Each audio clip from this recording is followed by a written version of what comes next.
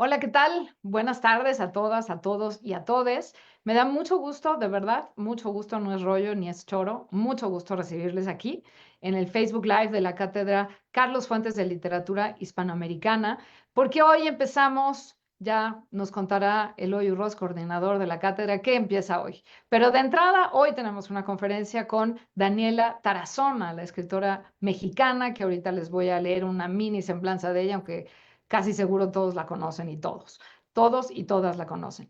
Pero bueno, desde la Dirección de Literatura y Fomento a la Lectura, que pertenece a la Coordinación de Difusión Cultural aquí en la UNAM, estamos muy contentas y contentos de recibirles y de empezar este nuevo ciclo que nos va a llevar a profundizar en las tripas, en las vísceras y las entrañas de la literatura que se escribe hoy y que justamente es un diplomado de actualización. Ya no voy a dar más spoilers, pero nos entusiasma mucho porque hay muchísimos cursos, talleres, licenciaturas, maestrías, doctorados en la literatura, digamos, anterior, pero no hay mucho de lo que está ocurriendo ahorita, los libros que están siendo publicados, digamos, en los últimos 5 o 10 años. Así que este diplomado se distingue por eso y, bueno, pues por eso nos da mucho gusto recibirles y esperamos que disfruten muchísimo esta tarde la conferencia de Daniela Tarazona que pues si quieres saludar, Daniela, y luego ya te presento, porque si no, todo el micrófono lo tengo yo. Daniela, ¿cómo estás? Mucho gusto. Un abrazo muy fuerte hasta España. Ahora estoy justo por acá, Julia. Ah, estás aquí. Yo pensé que Sí, estabas sí, allá, no te sí. pregunté. Ok, bueno, Sí, pero vives en no, España. sí, no, Ok. muchísimas gracias por esta invitación. Estoy muy emocionada de estar aquí hoy, de poder compartir algunas ideas que me han cruzado la cabeza en tiempos recientes y conversar, bueno, con todos los que están iniciando esta aventura de este diplomado increíble. Y pues Ujú. agradecer la invitación de verdad de todo corazón. Para mí es muy importante este espacio de diálogo. Gracias, Daniela. Ahorita te presento, pero nada más quiero que Eloy también pueda saludar. Eloy Urroz, coordinador de la Cátedra Extraordinaria Carlos Fuentes de Literatura Hispanoamericana, que estamos estrenando hoy. No, todavía no nos tienes que contar, nomás si quieres saludar y luego ya. Hola a todos, ¿cómo están? Aquí Eloy desde México. Exacto. Bueno, muy bien, pues voy a leer una muy breve semblanza de Daniela.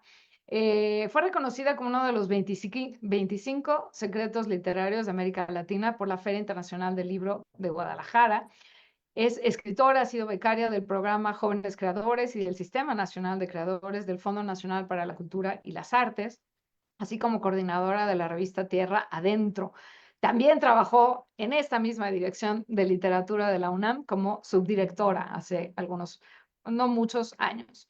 Es autora, entre otros, de El animal sobre la piedra, considerada uno de los libros más relevantes por el periódico Clarín, y de El beso de la liebre, que fue finalista del premio Las Américas en 2013. En 2022 publicó su tercera novela, Isla Partida, con la que obtuvo nada menos el Premio de Literatura Sor Juana Inés de la Cruz que otorga la FIL Guadalajara. En 2024 fue llevada al teatro bajo la dirección y adaptación de Andrea Segura Olavarría como ganadora del concurso Narrativas a Escena convocado por la Casa América en Cataluña. Así que Daniela Tarazona nos va a platicar hoy de la escritura de acción, decía yo, de mala broma, como los hombres de acción, que a lo mejor ustedes ubican o no, pero bueno, estos que tenían los brazos así, pero tenían mucha acción, así que de todo eso nos va a estar hablando Daniela Tarazona. Yo ya me callo y le doy la palabra a Eloy, coordinador de la cátedra y que también está muy contento porque pues hoy estamos arrancando un nuevo ciclo de este diplomado. Eloy. Pues muchas gracias, Julia. ¿Y quién mejor, la verdad, que Daniela, una escritora en acción, para Exacto. hablar sobre la escritura, la literatura en acción, de acción, que por cierto me recuerda aquello de el hombre de acción de Pío Baroja. No sé si vas a hablar de eso o no, pero bueno, a eso me remontó lo de acción. Eso le gustaba mucho decir a Pío Baroja, un escritor al que yo admiro muchísimo.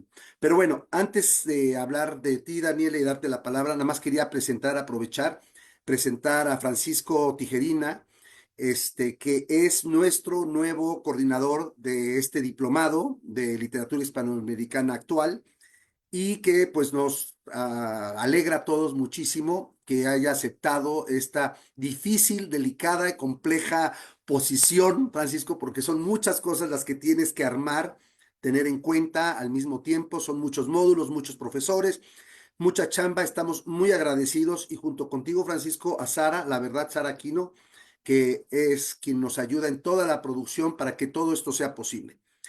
Voy a decir unas pequeñas palabras, si me permites, Paco, Francisco, sobre tu currículum antes de darte la palabra. ¿Te parece? Y ya después tú puedes presentar a Daniela. Nada más decir que el maestro Francisco Tijerina Martínez es candidato a doctor en estudios hispánicos con una certificación en estudios de género y sexualidad por la Washington University in San Luis y maestro en estudios humanísticos por el TEC de Monterrey, es decir, un ABD, ¿no? Lo que se dice allá un ABD. Bueno, es que estás en San Luis, Missouri, eso no hemos dicho todavía, bueno, mexicano que ha vecindado como varios millones allá. Pero bueno, corazón aquí con nosotros. Sus intereses de estudio se enfocan en procesos de extracción de recursos y la violencia sobre los cuerpos que se relacionan a ellos. También sobre ciencia ficción especulativa, tecnología y futuros posibles, narrados por escritoras contemporáneas. Actualmente es becario del Centro de Humanidades de Washington University en San Luis. Y su más reciente artículo, Technopoetics of the Anthropocene, se publicó en el Bulletin of Latin American Research, que ahora está de moda hablar del antropoceno muchísimo. Me tocó a mí también hablar una vez sobre ese tema. No sé si entendí algo, pero bueno, ya habrá oportunidad que nos lo expliques mejor. Paco, te dejo la palabra y te agradezco muchísimo que hayas aceptado esta posición de coordinador de nuestro amado diplomado, que si no me equivoco, Julia, cumple 5 años, ¿correcto? Es la quinta emisión, sí, y yo me estoy dando cuenta que yo no me presenté, perdón, Ah, que falta perdón. Julia Santibáñez, Bueno, titular aquí de la Dirección de Literatura y Fomento de la Lectura. Sí, es la quinta generación de este diplomado y bueno, pues va creciendo y va fortaleciéndose y perfeccionándose y actualizándose, muy importante. Se hizo una actualización para esta emisión para tener libros así casi recién salidos. Así que te dejo la palabra, Francisco, para que pues arranques el diplomado y pueda Daniela empezar su conferencia. Muchísimas gracias, Julia, Eloy, por esta linda y calurosa introducción. Y pues nada, solamente agradecerles mucho, no solamente a quienes están aquí presentes, sino también a nuestro cuerpo docente, que hace posible también la gran labor del diplomado, que es bastante importante también para mantenernos, pues, valga la redundancia, actualizados en lo que está siendo publicado el día de hoy en la literatura hispanoamericana, cuya es también mi pasión. Les agradezco mucho este espacio y no me queda nada más que agradecer también la presencia de Daniela Tarazona y darle la palabra para que nos dé una calurosa bienvenida a todos los integrantes también de este gran proyecto de diplomado en su quinta emisión y esperemos que la quinta de muchas más por venir, todavía más actualizadas cada año y vamos a por más. Bueno, pues qué emoción ser parte de esto que comienza, como decía. He estado, bueno, eso, pensando en la pertinencia de algunas ideas acerca de la situación, digamos, de la literatura en la actualidad. Y, y bueno, pues preparé un texto al respecto que en efecto se titula La escritura de acción y hacia allá llegaremos hacia esa respuesta sobre qué es esta escritura de acción, ¿no? Si les parece, bueno, comenzaré la lectura. Quiero reiterar mi agradecimiento a la Dirección de Literatura y Fomento a la Lectura, a la Cátedra Carlos Fuentes de Literatura Hispanoamericana, tanta gente hermosa y talentosísima que está en esa dirección. Y bueno, pues empezaré. Este texto es un recorrido, digamos, como decía, de lo que he estado reflexionando en tiempos recientes y que ha modificado mi manera de percibir y de leer el mundo, ¿no? Un poco voy desde mi búsqueda como autora y algunos aspectos de mi poética hacia las tendencias editoriales actuales. Y hay un paréntesis por allí con palabras de la directora argentina Lucrecia Martel, también en este texto. Y bueno, un énfasis también en el impulso que el teatro me ha dado porque he estado formándome como actriz en los años recientes en Madrid. Entonces, bueno, el primer inciso de este texto, que es el cero, es escribir y desescribir lo deforme, deshilar el tiempo, transformar la memoria. Siempre me llamó la atención lo deforme, lo que se sale de su cauce, lo que se descoyunta, lo extraño. No sé a qué responde este gusto tan arraigado en mí. Recuerdo haber visto la película El hombre del elefante de David Lynch y sentir que la historia de aquel personaje era parecida a la mía. Tengo algunas anomalías físicas, mi ojo izquierdo no ve prácticamente nada, he vivido con el derecho, es del todo cierto que leo, camino y desempeño mi vida con ese ojo solamente. También me he identificado con el cíclope. Sin embargo, no me gustan las películas de terror, prefiero la literatura. Edgar Allan Poe fue un autor que me asombró cuando era adolescente. Creo que cuando escribo algún episodio o busco cifrar en imágenes lo inquietante, es aquel gato negro de su famosísimo cuento, cuyo maullido interminable me eriza la piel, quien alimenta mi incomodidad para escribir. Quizás es que por alguna causa que desconozco prefiero lo que no encaja, porque lo demás me produce cierto tedio. Eso también motiva mi fascinación por la Ciudad de México y su caos esplendoroso, aunque desde hace 2 años y medio vivo en Madrid y la echo de menos cada día. He escrito mis libros con ese interés por la deformidad. El animal sobre la piedra de 2008 es la historia de una mujer que se transforma en un animal de otra especie y asciende en la escala evolutiva. El beso de la liebre de 2012 es una novela rota sobre la heroicidad de una víctima y cuya protagonista, Hippolyta Thompson, muere y resucita varias veces a lo largo de la historia. E Isla Partida, aún más quebrada que la anterior, se parece a mí, pero como dije cuando me entregaron el premio Sor Juana Inés de la Cruz en 2022, su protagonista no soy yo. Ahora me veo a la expectativa por lo que sucederá con un libro que recién terminé y que suma 3 tiempos distintos, con corazones palpitando. Y hay otra más en el mundo de las ideas y los borradores que prefiero guardar en secreto. Esta deformidad que menciono se ve trasladada a la estructura de mis libros, la fragmentación, su modo sincopado y con empleo de la elipsis, y también a los propios personajes. En El animal sobre la piedra, Irma se transforma en reptil, muda de piel como las serpientes y va asumiendo las cualidades de su nueva naturaleza. En El beso de la liebre, se describe cómo el cuerpo de Hipólita Thompson, tras ser desmembrado, se reconstituye, pero con algunas fallas. Por ejemplo, la cabeza que se le vuelve a pegar sobre los hombros le queda chueca, mirando hacia un lado. Y la protagonista de Isla Partida se desdobla en otra o en muchas mujeres más. Por otra parte, me interesa descomponer el tiempo, ir y venir, descoser el texto, reescribir una escena, renombrar, desconcertar, figurar espirales. Quizá porque a mí misma la memoria y su relación con los hechos me parece tan fascinante como nebulosa y difícil de definir, si no es por medio de los agujeros de sentido y la reescritura o la reformulación. No tengo una buena memoria, o es una memoria que se queda anclada en lo que sentí o experimenté en tal o cual caso, pero no en lo que sucedió. Me la paso recomponiendo el pasado como se suele hacer. Y además, conforme he ganado edad, me doy cuenta de que nuestra vida es en realidad lo que queremos decirnos que es, y por eso su única constante deviene en la transformación o la deformidad de ciertas nociones acerca de nosotros mismos. En la cotidianidad perdemos de vista nuestra continua variación. Quizá el orden del mundo y ciertas ideas que conciben a las identidades de maneras invariables nos conducen a creer que hemos sido y estamos siendo idénticos a los que fuimos. Pero no es así y resulta maravilloso, aunque desconcertante, asumir que nuestra mirada de infancia o juventud nos compuso, nos dio forma y ya no existe más. Queda el rastro interno, las huellas de nuestra experiencia sobre cómo hemos reconocido el mundo que nos rodea. Viajamos entonces a través de nuestra propia percepción y de nuestra experiencia, de los recuerdos, de las marcas, los traumas y las alegrías. Somos lo que creemos que hemos sido y lo que vamos siendo. Un acto de memoria imprecisa y descubrimientos. En los resquicios, en aquello que se desliza y se resiste a ser narrado, en la vida en sí y su sustancialidad misteriosa, habitan las mujeres de las 3 novelas que he publicado hasta ahora.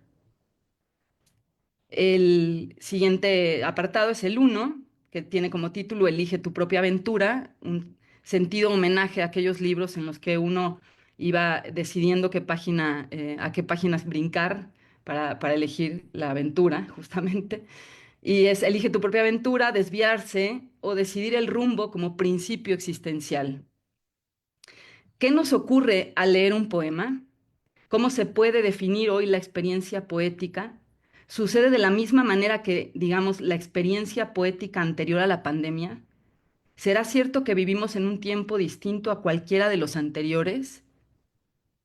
La lectura de un poema implica el desplazamiento, también la lectura de un cuento o de una novela, en tanto que el sentido guarda una dirección, como refiere Mario Montalbetti en el texto En defensa del poema.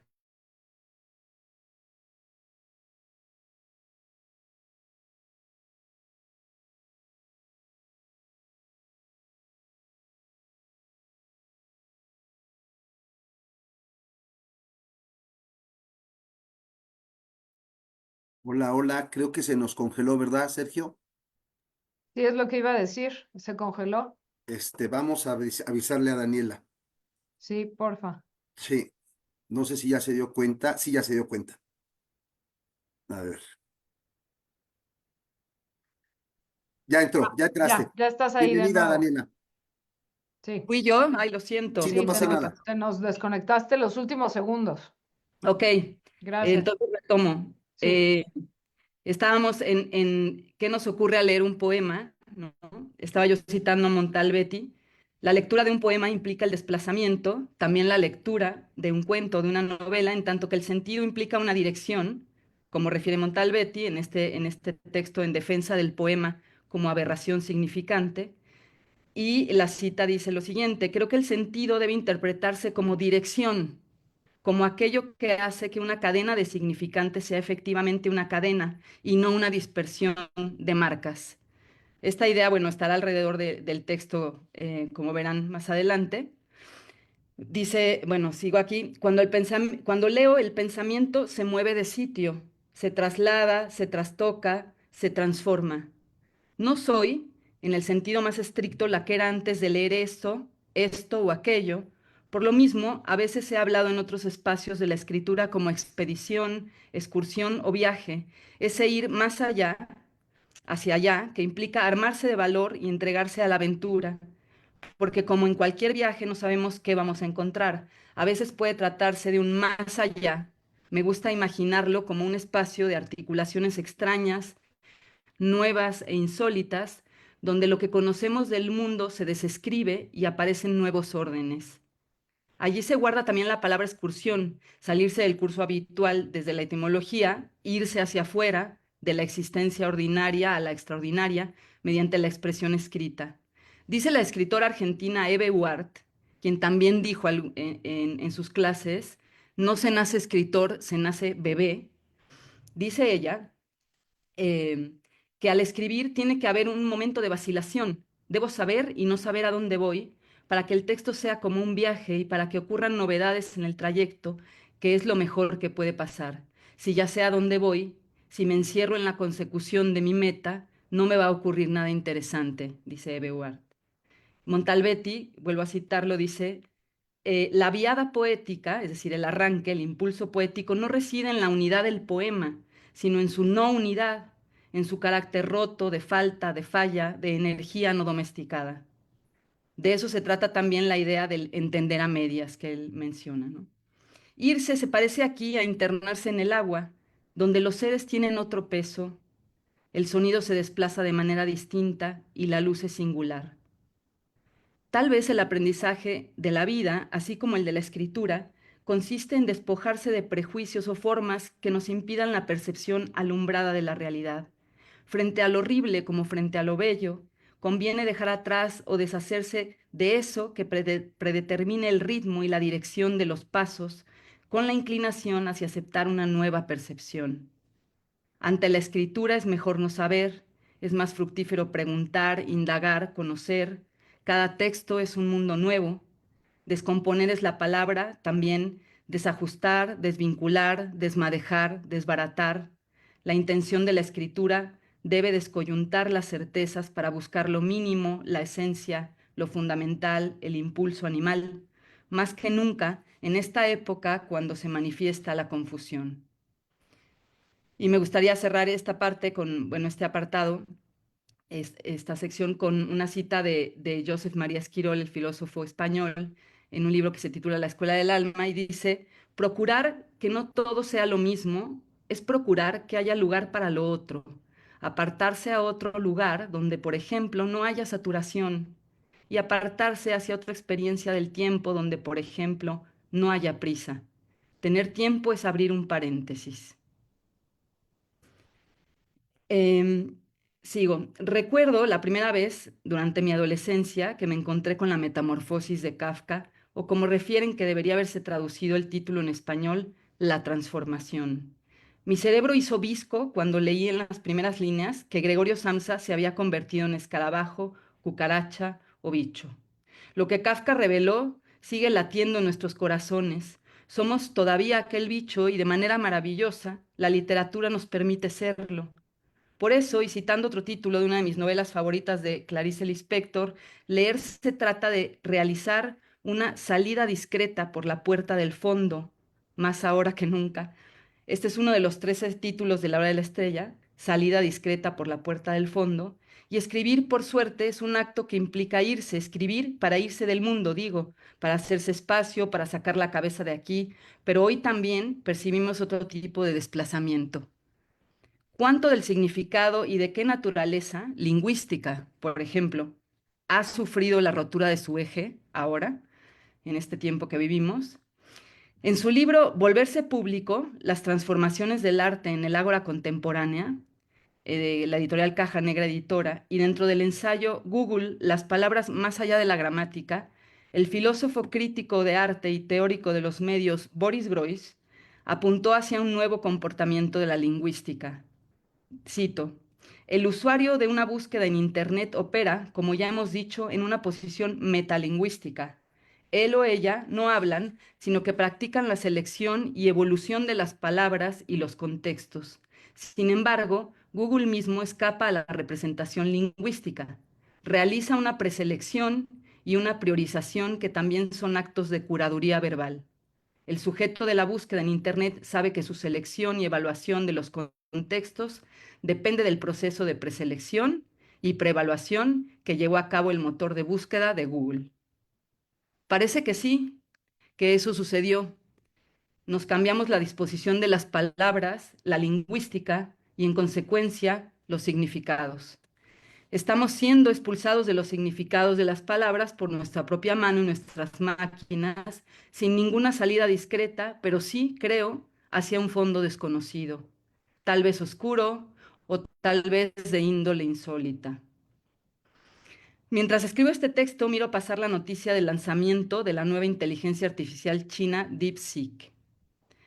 Hace décadas, los escritores fantasmas eran personas de carne y hueso que se escondían bajo el nombre de otra persona más, el autor oficial. Ahora, ¿quién es el autor de la inteligencia artificial? Es la maquinaria de una conciencia fría, colosal y avasallante, y ha terminado de porrazo con la posibilidad de una escritura fantasma, por poner un ejemplo bien ingenuo. ¿Será más bien que nos hemos autorrobado los fantasmas? ¿Es nuestra imaginación una mercancía? La respuesta parecería ser sí, en ambos casos, pero no hay que creerla porque las máquinas ya mienten, al igual que los humanos. Si no existiera el pasado, estaríamos perdidos, las raíces son profundas, los libros que han trascendido al tiempo saben que el lenguaje es un misterio y yo dudo que eso lo pueda entender una máquina. Abro un paréntesis aquí, en los primeros tiempos del chat GPT, estuve hablando con la máquina. Le pregunté por qué usaba metáforas y me dijo que le era útil emplear lenguaje figurado para darse a entender, para explicarse. Entonces le pregunté también si se había enamorado y me respondió que no, que era un programa, un código y que no podía enamorarse, al menos no en el sentido humano de la palabra. Me pregunté qué había sucedido en el mundo para haber permitido que los chats programados realizaran metáforas. Aquel diálogo está registrado en un texto que publiqué en la revista digital Literal Magazine y se titula así, El sentido humano de la palabra. Si continuamos con estas ideas, quizá pueda decirse algo como nos han robado o querido o pretendido robar o nos hemos mermado el estilo para representar a nuestros fantasmas.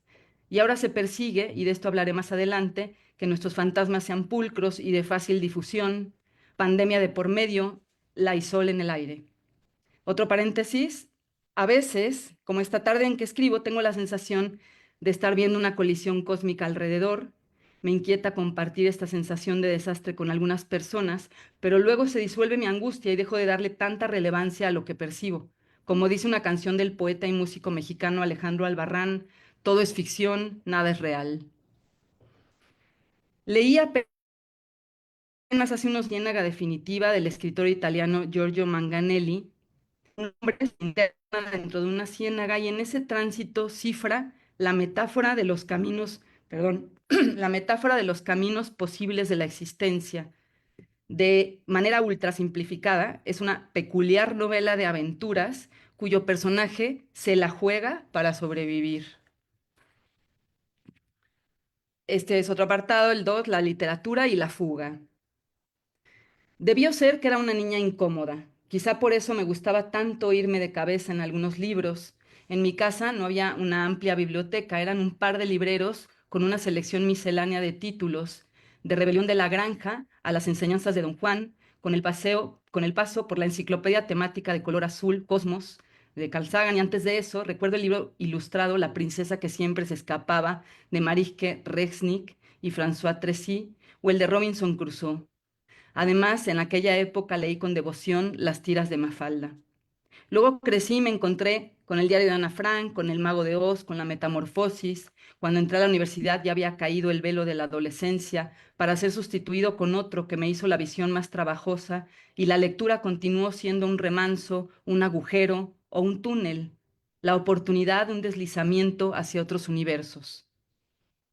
El acto de escritura lleva consigo el motor de la pregunta.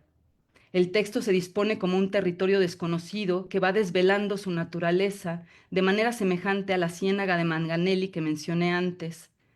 No sé qué paisajes me dará el texto que escribo y no me interesa predecirlos. Prefiero la incertidumbre y el dislocamiento. Prefiero aprender a observar algo que no conozco con la lengua en forma de pregunta. Si escribiéramos con la intención de dar un mensaje, de aleccionar a quien está detrás del libro leyéndolo, estaríamos haciendo manuales para pensar y no agujeros hacia otras dimensiones. Los libros no tienen por qué ser didácticos. El lenguaje no tiene por qué apegarse a unas instrucciones de uso.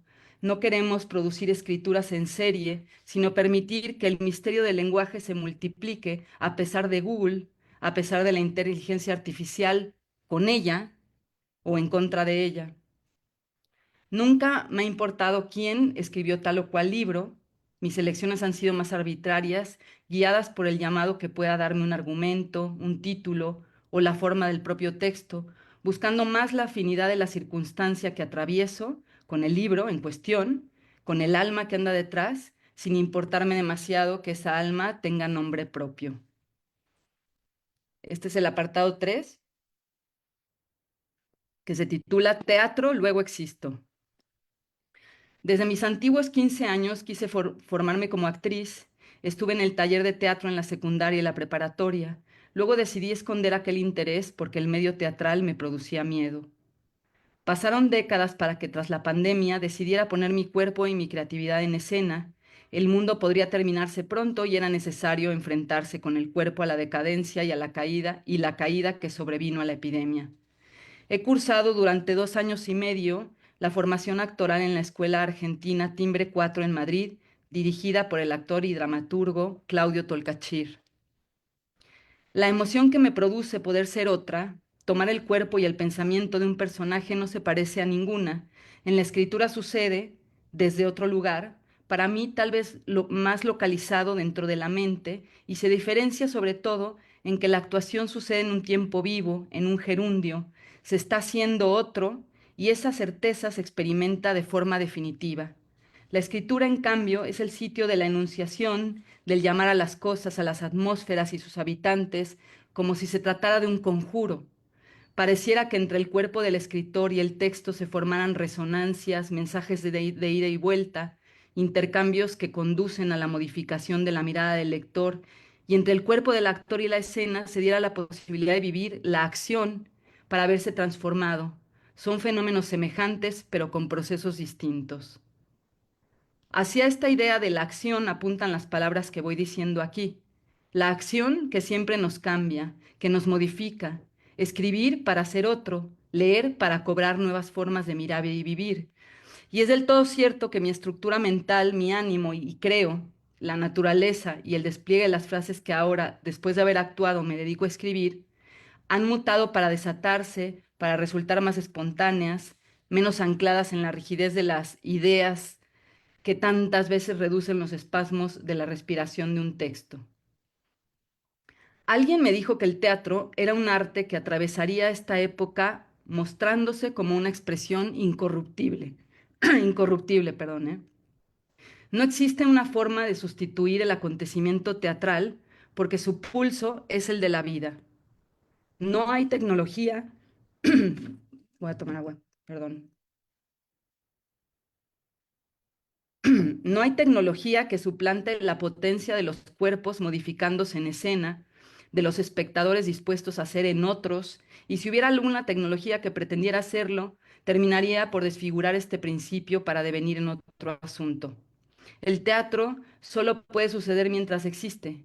La belleza de sus manifestaciones está anclada a nuestra existencia, en los corazones que hacen circular la sangre, en el misterio de la mirada de quien tenemos enfrente, en aquello que nos es imposible nombrar, la contundencia de la vida en sí.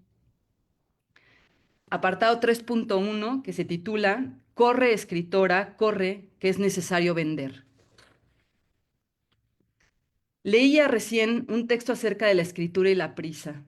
No sé si en verdad este sea el tiempo más desesperado de la carrera perpetua con tal las horas y los minutos que no rinden.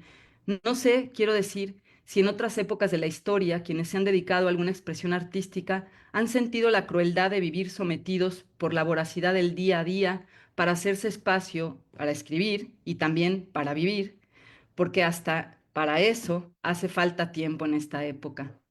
Sé que la cruel velocidad de este mundo actual, la vertiginosa invasión de los datos, las noticias y los contenidos periodísticos e íntimos dejan sin aliento a cualquiera.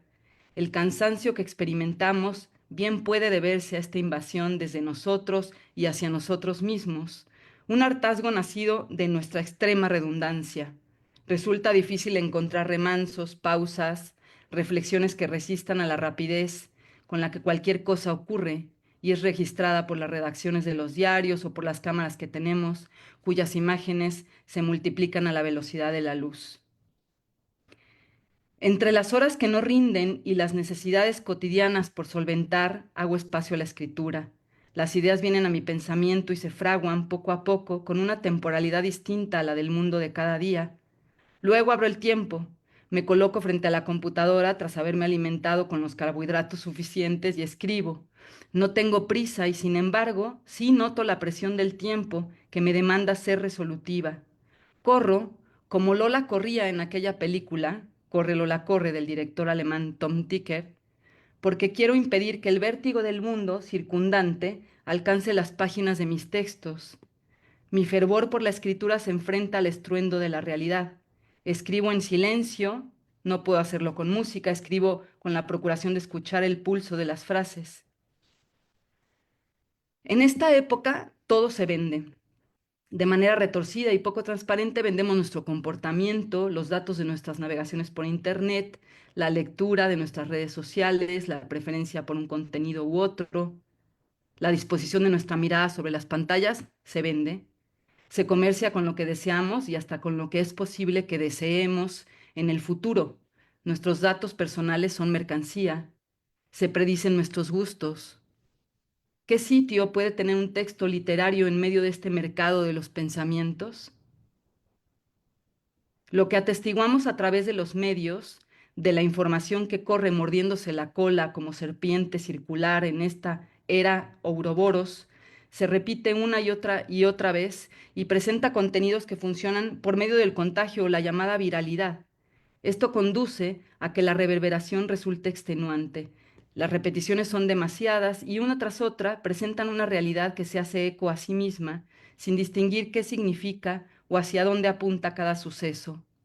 Se ha multiplicado a tal grado la información que el resultado estrepitoso atravesado por la supervivencia es la sordera. No se puede escuchar aquello que no tiene principio ni fin, lo limitado no se puede comprender, nuestra percepción se ve rebasada, exhausta, y la desorientación o falta de sentido nos toman el pensamiento y los cuerpos. La literatura tiene lugar mediante los significados, la palabra guarda sentido, carga de sustancia una oración y potencia la cadencia de una frase. La búsqueda de ese sentido no cesa, solo que ahora escribir resulta complejo, o elegir qué se escribe, o encontrar la manera de contar una historia que realice una fisura en medio del vértigo, o hacerle sitio a un libro para que sea publicado. Hay que correr en dirección opuesta. La escritura debe ir hacia otro lugar escapando de la vendimia digital, desplegándose por medio de palabras siderales, siendo crítica e incómoda, pero hay que vender. Los libros literarios también son mercancía, aunque me resisto a venderme yo como contenido digital. Ya bastantes trabajos tenemos como para adquirir otro, el de crear contenidos para las redes sociales, tan voraces, tan inclementes. Correr hacia afuera, darse por enterada y decidir que contra la velocidad contemporánea hay que salir dando grandes zancadas para, sin perder de vista el mundo y su estruendo, hacer calistenia y disponerse a cumplir con una carrera desaforada que se localice más en las fronteras, en las orillas y límites de eso que consideramos como lo real. No es ficción la ficción. Dicen que las selecciones de los manuscritos a publicar por parte de los sellos editoriales gigantescos y con prestigio en el mercado se inclinan por aquellos textos de no ficción o non-fiction en inglés. Dicen que los integrantes del área de marketing tienen alta incidencia en decidir qué se publica y que a veces es más relevante que la opinión de los editores. Lo he escuchado en repetidas ocasiones en los tiempos recientes y me pregunto, ¿la preferencia por la no ficción se debe a la renuncia de valorar una historia de ficción por parte de las editoriales? ¿Será que los lectores no quieren leer ficciones?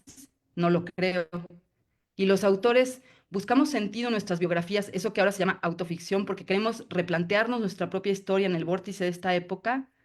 ¿O es que el mundo presenta tantas pseudohistorias a través de las pantallas que ya no se sabe en dónde queda lo verdadero y lo ilusorio, y por eso los autores no consiguen cifrar significado en la ficción? No sé responder estas preguntas. Me llama la atención que en los últimos meses la plataforma Netflix ha presentado al mundo dos novelas clásicas de la literatura latinoamericana, Pedro Páramo y Cien años de soledad.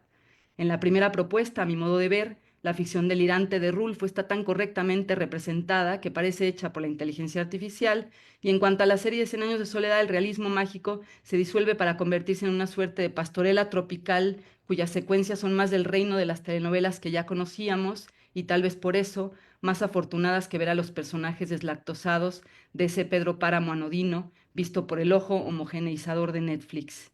Y decía que me llama la atención que esta plataforma haya dirigido la vista hacia los libros, ahí algo se me escapa. Sé también que la tendencia hacia realizar materiales audiovisuales a partir de historias que fueron concebidas primero en libros está presente en las mesas de los guionistas. Eh, Creo que voy a tiempo, ¿verdad? Me falta un poquito más, unos 10 minutillos. No sé si alguien me puede decir si voy a tiempo. Sigo. Tienes todo el tiempo que quieras, Daniela. Muchas gracias. Sí. Sigo entonces. Pareciera como si hubiéramos llegado al límite de la ficción. Transitamos la duda de si aún existen historias que valga la pena contar. El significado de sus interpretaciones se han dislocado. Puede ser que el aturdimiento, tan propio de nuestra época, nos esté llevando a perder de vista que las historias por contarse perviven. Hallarlas, distinguirlas y hacerles espacio son, con seguridad, las tareas más complejas, pues además suele preferirse la certeza. Cuando he dado talleres de escritura he dicho que estoy incapacitada para admitir esa. A veces ha sido problemático para quienes buscan que el texto derive de una fórmula o se establezca a partir de un índice de capítulos determinado, porque escribir es renunciar una vez y otra a nuestros prejuicios. Escribir es dejarse corromper por el texto. En mi caso, la escritura siempre ha ocurrido a través de la averiguación, de la prueba, como decía, de irme hacia los bordes. Me interesan los puntos de vista que se asoman a las orillas, la indagación en esas líneas difusas donde se halla lo que no se ve y el misterio reluce y encandila los ojos.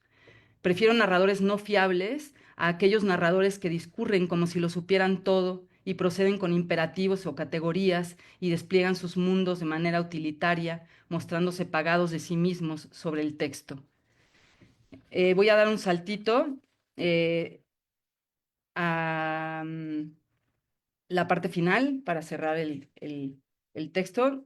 Digamos, nada más estoy dejando como para después, digamos, las notas que hice sobre una charla de Lucrecia Martel.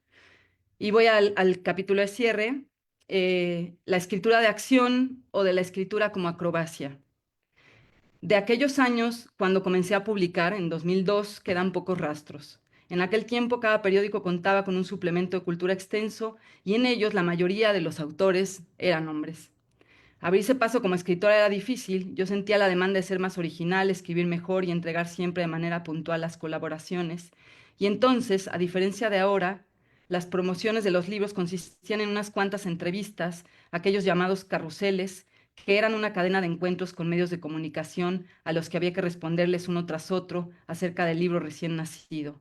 No había que hacer reels, lecturas, posts o campañas en las redes sociales. El mercado del libro no era, ni de lejos, lo que es ahora. Recupero el paralelismo entre la escritura y la actuación que mencioné antes. Si escribir se parece a actuar es porque la palabra, el lenguaje cargado de potencia, nos mueve del lugar, nos reverbera dentro y nos modifica. Esto mismo ocurre cuando el actor interpreta a un personaje en escena. Sus acciones trastocan el ánimo de otro actor. Pienso que en la actualidad los escritores tenemos un impulso y un desempeño parecido al de los actores de acción, a los dobles. Mientras escribimos hacemos expediciones arriesgadas, nos vamos de viaje, nos damos a la fuga y realizamos con el cuerpo y el pensamiento el recorrido de nuestros personajes que muchas veces también escapan. Pero esto ocurre en un contexto que nos roba la respiración y pretende determinar los impulsos y alcances de nuestros textos. En el atrevimiento de la escritura literaria, hoy por hoy, el atrevimiento de la escritura literaria hoy por hoy, la trayectoria autoral a la par de las demandas materiales cotidianas, el redeprisa del que habla Lucrecia Martel, que dice que hay un solo espacio ya, que el espacio como lo conocíamos desapareció con la era digital, es semejante al salto del tigre o la pirueta suspendida en el aire. No hay tiempo para casi nada, resta saltar por encima de la velocidad, hacerse tiempo y espacio para la escritura, es un desafío parecido al de estar colgado de un trapecio.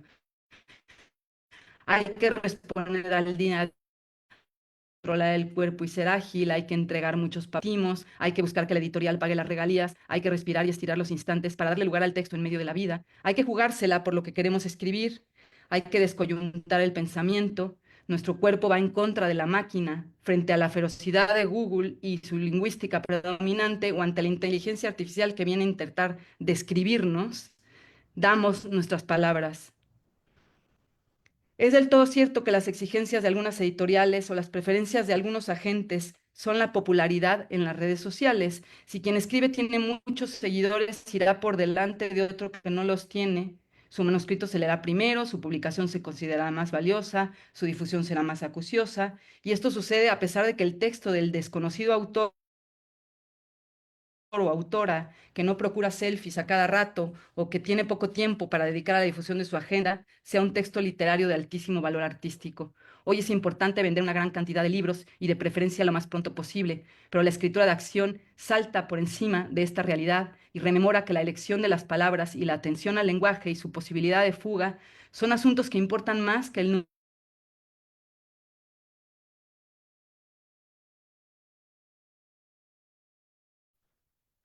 Me fui otra vez, estoy de regreso. Ya Sí, ¿te importa me fui en repetir la acción. última parte, por favor, Daniel? Claro. Sí. Hoy es importante vender una gran cantidad de libros y de preferencia lo más pronto posible, pero la escritura de acción salta por encima de esta realidad y rememora que la elección de las palabras y la atención al lenguaje y su posibilidad de fuga son asuntos que importan más que el número de ejemplares vendidos. Aún confiamos en la naturaleza de los libros que han trascendido al tiempo, escritoras y escritores acróbatas que saltaron en el aire para nombrar la sustancia de una época, la nostalgia de un universo imaginario, su potencia y su hipnotismo. La acción es movimiento, el lenguaje es una presa, ya estoy terminando, y yo pretendo ir a cazarlo, pero aparece y desaparece, las palabras se van, se escapan. Yo me acerco con cautela, hago llamados, escribo líneas, me desplazo con cuidado. El secreto es vivir y escribir, cerrar los ojos y dejar que el mundo conocido se corrompa con las palabras, conjurar a deidades que no se nombran para que la frase surja desde el fondo de la laguna. Desplegarse por los aires, arriesgar el cuerpo, darse la oportunidad de efectuar la contorsión y saltar como si no hubiera mañana, son audacias que el escritor de acción, el acróbata en trance, realiza para transformar el paisaje del mundo y los ojos entornados de quien lee y se deja ir. Aquí acabo esta lectura y les agradezco muchísimo su atención, haberme escuchado con estas interrupciones inesperadas. No, muchas gracias, Daniela. Perdón, estoy en el video, no, ¿verdad? No, muchas gracias. Buenísimo. Felicidades. Gracias, Daniela. ¿Me oyes? Sí, ¿verdad? No te preocupes por las interrupciones, ¿eh? Sí, sí, Creo que te oigo un poco estuvo entrecortado. Estaba un, recuperando. Ok, un par de pedacitos, nada más. sí, ay, sí. Bueno, primero, antes que nada, tomo la palabra para después dársela a Francisco. Felicitarte, padrísimo, y agradecerte muchísimo tu conferencia. Yo tengo un comentario y una pregunta, pero antes de hacértela, le dejo primero la palabra a Paco. Creo que no sé si hay preguntas del público también. Paco.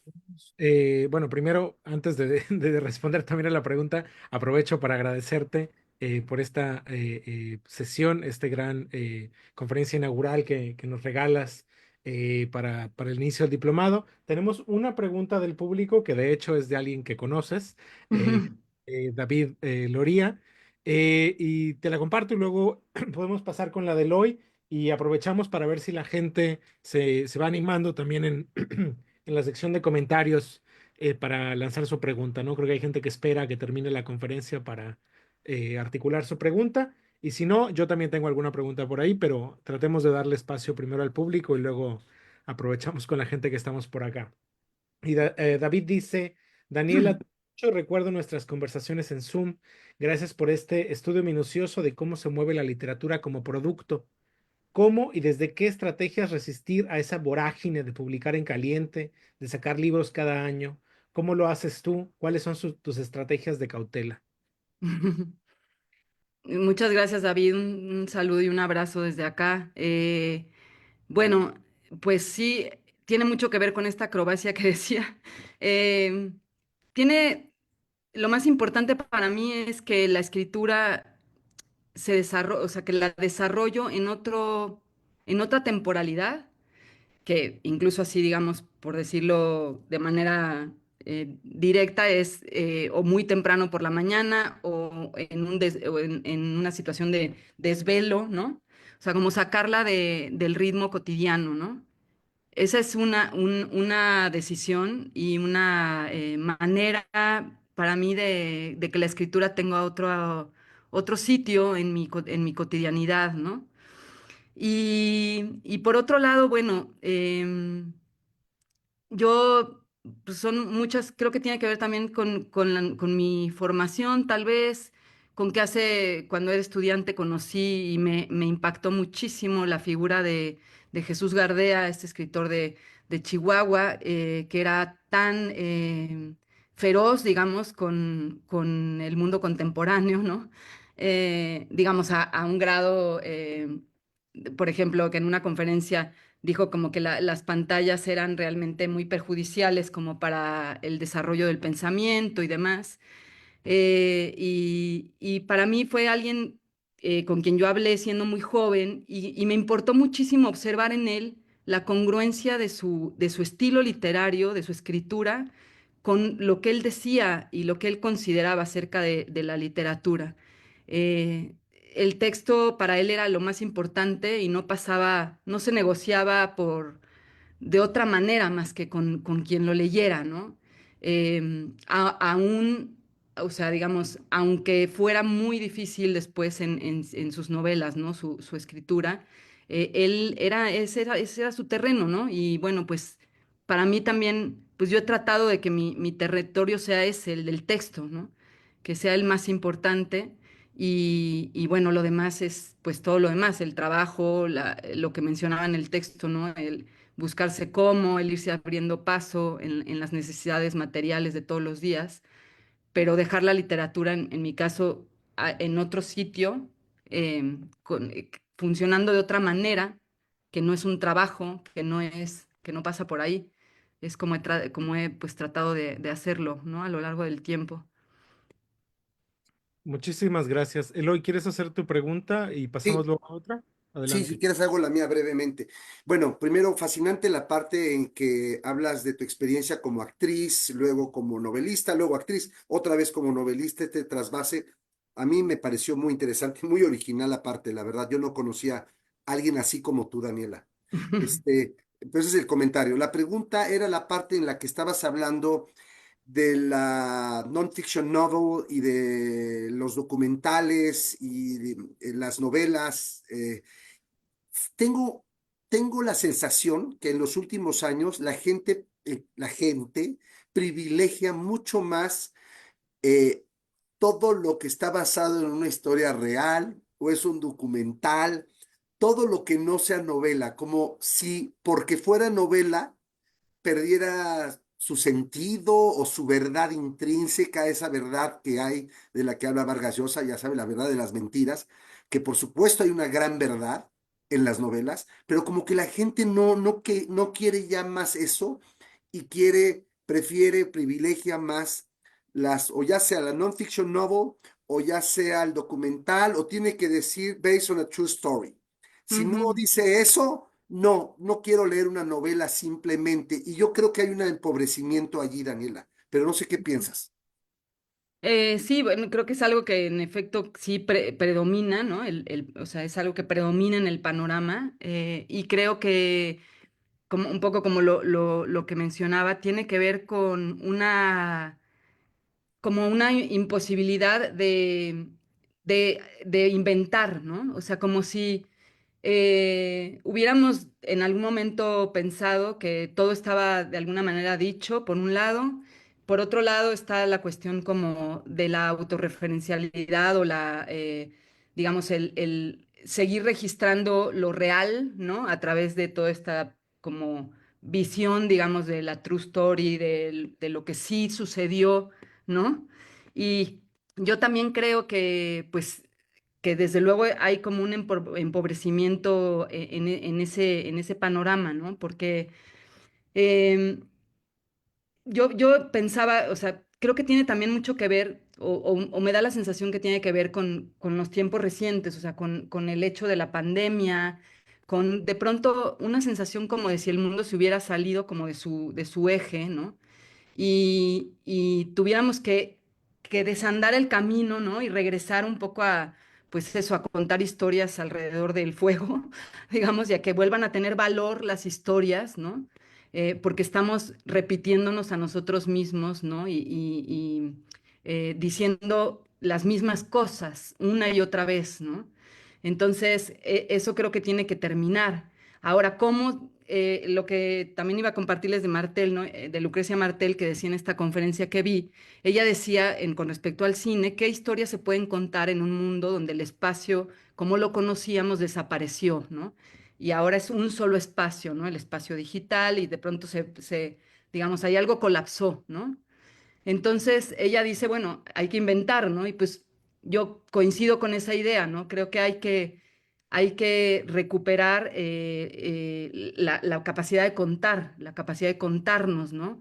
Y eso está atravesado también con la posibilidad de escuchar a otros que piensan de manera distinta a nosotros, eh, desplazarnos por el espacio, también decía Lucrecia Martel, la importancia de caminar, de desplazarse por el espacio, de volver a reconocer el mundo, ¿no? Ese mundo que de pronto se dio por sentado que ya no existe más, ¿no? Pero ese mundo, pues ahí está, ¿no? Hay también un libro que ganó el premio de ensayo de anagrama que se llama Sin Relato, también, que no recuerdo ahora la autora. Es una autora que, bueno, lo estaba empezando a leer, comenta esta situación, digamos, en la que estamos, en la que hemos perdido la capacidad de narrar, ¿no? Y bueno, por eso por eso todo esto como de mi preocupación o digamos lo que he estado pensando con respecto a la necesidad de cargar de sentido las palabras. No soy lingüista y no sé hasta qué punto esta idea de Boris Groys, ¿no? Sobre la nueva lingüística que propone Google, ¿no? No sé hasta qué punto eso de veras cambió nuestra forma de pensar, pero seguramente ha cambiado muchas cosas, ¿no? Sí, Lola López, exactamente. Es la autora del libro, sí. Perfecto. Muchísimas gracias, Daniela. Tengo una pregunta más y voy a compartir también una pregunta que viene relacionada a esto del público. Voy a hacerte las dos porque esto está relacionado y lo otro ya, con eso podemos ir cerrando también la sesión para luego migrar con el grupo de estudiantes del diplomado. Pero pregunta, libros de la mala memoria, así se llaman, Ajá.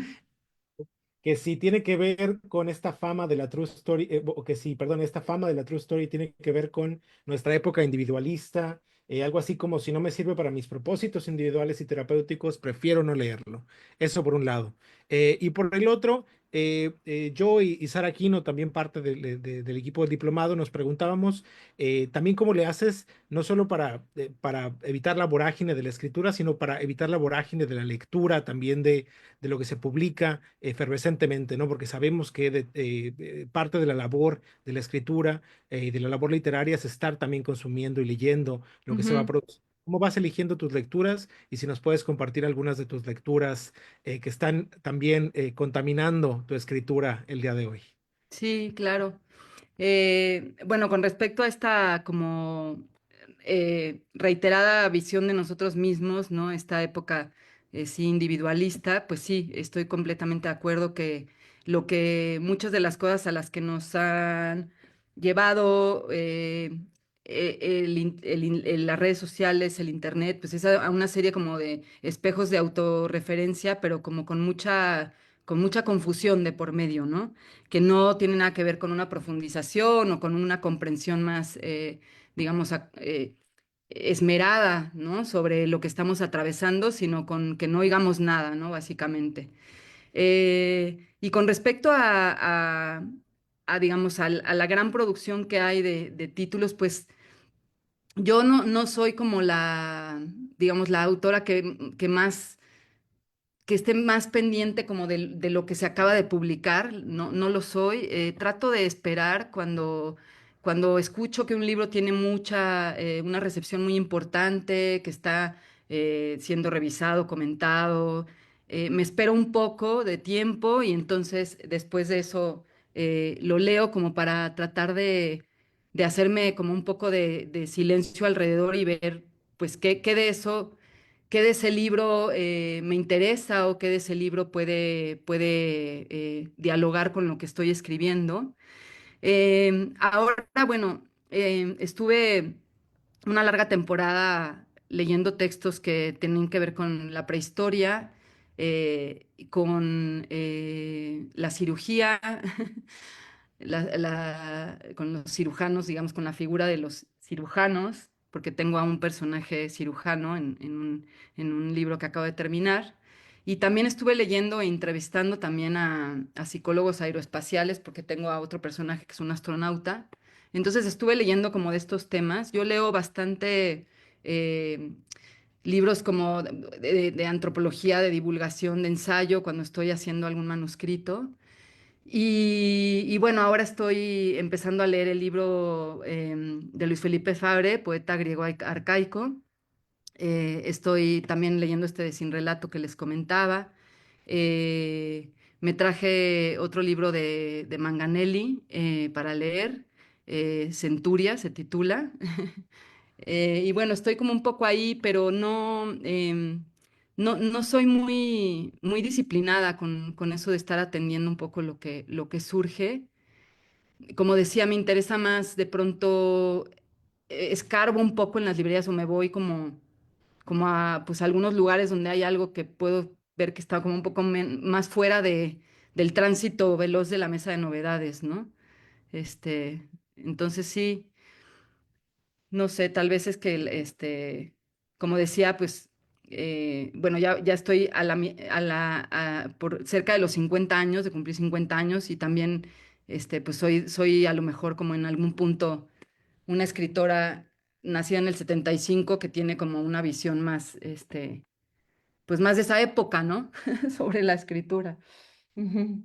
No, tiene mucho sentido y no eres la primera persona que me dice que trata de evitar el auge también de lo que se publica y el discurso público alrededor de eso que también Sí, afecta la lectura, ¿no? La modifica.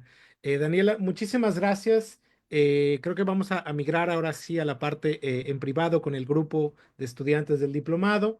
Te agradecemos mucho y agradecemos al público que nos acompañó el día de hoy en esta conferencia inaugural.